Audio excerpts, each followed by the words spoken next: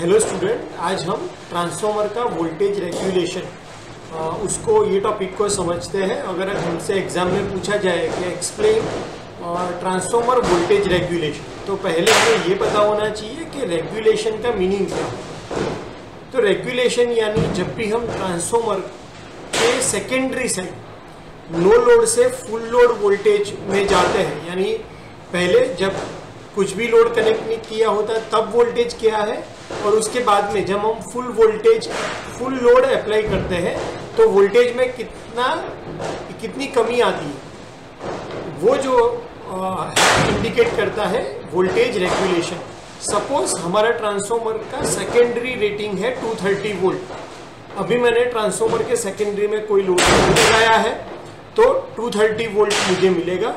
लेकिन जैसे ही मैं लोड बढ़ाता हूँ 1 एम्पियर 2 एम्पियर, और सपोज वो ट्रांसफॉर्मर का फुल लोड रेटिंग है 10 एम्पियर, तो जैसे ही मैंने 10 एम्पियर लोड कनेक्ट किया तो ट्रांसफॉर्मर का जो आउटपुट वोल्टेज जो पहले नो लोड पे 230 वोल्ट था वो अब 220 वोल्ट आ गया। तो ये 230 माइनस 220, ये जो डिफरेंस है वो वोल्टेज ड्रॉप कहलाता है।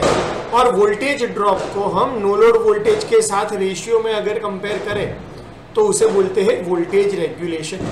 यानी अगर फॉर्मूला वाइज हम डिस्कस करें तो voltage regulation of transformer is E2 minus V2 upon E2, जहां पे E2 क्या है नो लोड वोल्टेज, V2 क्या है full load voltage divided by no load voltage. तो no load voltage minus full load voltage, यानी आपका जो वोल्टेज ड्रॉप हो रहा है ट्रांसफॉर्मर के वाइंडिंग में और ट्रांसफॉर्मर के इंडक्टेंस में जो ड्रॉप हो रहा है वो difference divided by no load voltage, तो उसको हम कहते हैं वोल्टेज रेगुलेशन। ट्रांसफॉर्मर का वोल्टेज रेगुलेशन जितना कम हो उतना अच्छा। अगर कोई बोले कि मेरे पास एक ट्रांसफॉर्मर है, 2 ट्रांसफॉर्मर है जिसमें एक का वोल्टेज रेगुलेशन है 2% और दूसरा ट्रांसफॉर्मर जिसका वोल्टेज रेगुलेशन है 10%, तो हमेशा मैं 2% जिसका वोल्टेज रेगुलेशन होगा वही ट्रांसफॉर्मर प्रीफर करूंगा। क्यों? क्योंकि उसमें वोल्टेज ड्रॉप कम हो रहे हैं, यानी उसकी बिल्डअप जो क्वालिटी है वो बहुत अच्छी है, और इस वजह से उसमें फुल लोड होने के बावजूद भी वोल्टेज में ज़्यादा, आउटपुट वोल्टेज में ज़्यादा कमी नहीं आ रही है। तो आपको ये वोल्टेज रेगुलेशन की जब डेफिनेशन बतानी होगी किसी को, तो आपको ये फॉर्मूला लिखनी पड़ेगी E2 minus V2 upon E2, और यहाँ पे एक डायग्राम ड्रॉ करके बताना पड़ेगा कि ये आपका जो इंड्यूस वोल्टेज है वो E2 है और जो हमें आउटपुट में मिल रहा है वो V2 है। E2 और V2 की वैल्यू सेम होगी कब? जब कोई भी लोड कनेक्ट नहीं होगा तो वोल्टेज ड्रॉप नहीं होता है, उस टाइम पे E2 इक्वल टू V2 होता है। लेकिन लोड कनेक्ट करने के बाद करंट फ्लो होने की वजह से ट्रांसफॉर्मर की वाइंडिंग में जो ड्रॉप हो रहा है रेजिस्टेंस और इंडक्टेंस में, उसकी वजह से हमेशा V2 की जो वैल्यू होती है वो E2 से कम होती है। हमें कई बार ट्रांसफॉर्मर वोल्टेज रेगुलेशन का डेरिवेशन भी पूछा जाता है कि derive the equation of voltage regulation. तो हमें कोई भी एक कंडीशन लेनी है। सपोज यहाँ पे मैंने जो लोड है वो लेगिंग लोड लिया है, तो लेगिंग लोड की कंडीशन में कैसा वेक्टर डायग्राम आएगा। तो जब भी डेरिवेशन पूछा जाएगा वोल्टेज रेगुलेशन का, तब हमें ये डायग्राम ड्रॉ करके एक्सप्लेन करना है। अगर सिर्फ वोल्टेज रेगुलेशन पूछा जाए तो हमने जो आगे डिस्कस किया है उतना आप लिख देंगे तो चलेगा।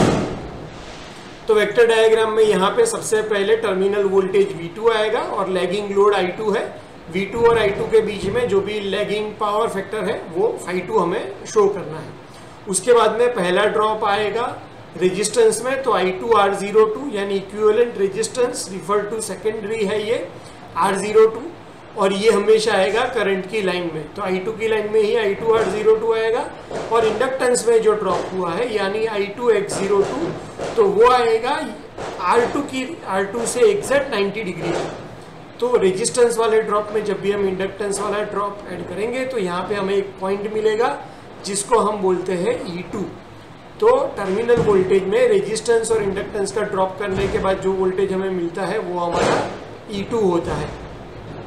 अब मुझे क्या फाइंड करना है, E2 और V2 के बीच में डिफरेंस। तो E2 यहाँ पे होगा और V2 ये लाइन में होगा, तो डिफरेंस निकलेगा नहीं।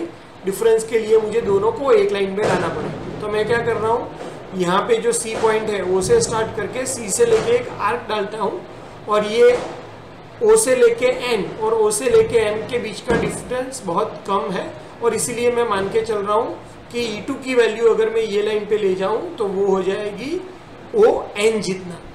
तो अगर मुझे E2 माइनस V2 बताना है तो वैल्यू क्या आएगी, A से लेके N तक की जो ड्रॉप है यहाँ पे, क्योंकि O से लेके N तक क्या है हमारा E2, O से लेके A के बीच में क्या है V2, तो E2 माइनस V2 क्या आएगा, तो O से लेके N के बीच में, O से लेके N तक दो पार्ट आते हैं AD प्लस DN।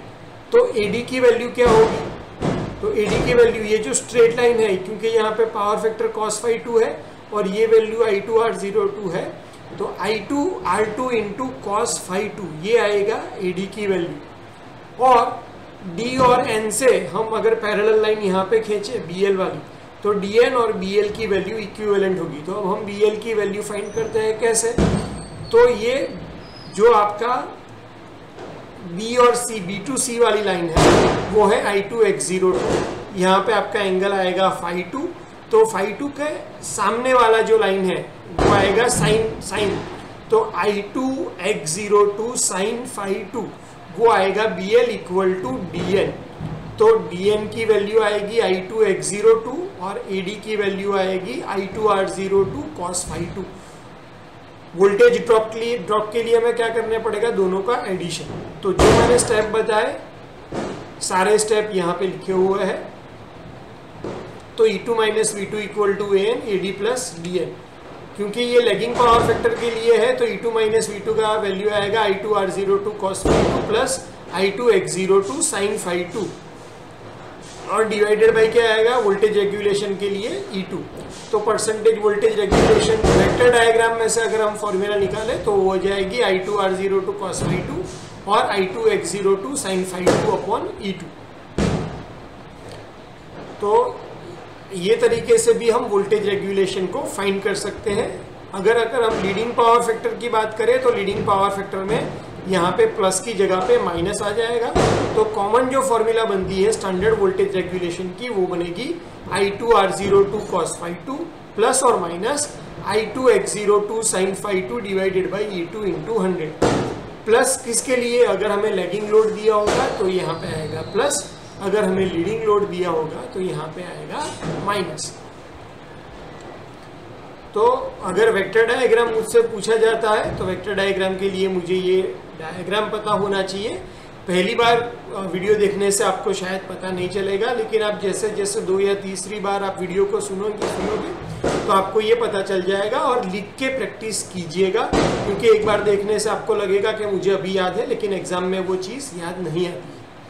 और मैं ट्राई कर रहा हूँ कि 10 मिनट के अंदर एक टॉपिक का वीडियो बना दूँ, ताकि कम से कम टाइम में आपको ज़्यादा से ज़्यादा मटेरियल में प्रोवाइड कर सकूं, आप अच्छे से अपना रिवीजन कर सके। अगर आपको एक पेपर पूरा सॉल्व करना है तो 3 या 2 या 3 घंटे में उसका पूरा पेपर सॉल्व हो जाए। इसीलिए मैं ज़्यादा डिटेल में नहीं जाते हुए ट्राई करता हूं कि 10 मिनट के अंदर ये वीडियो ख़त्म हो जाए।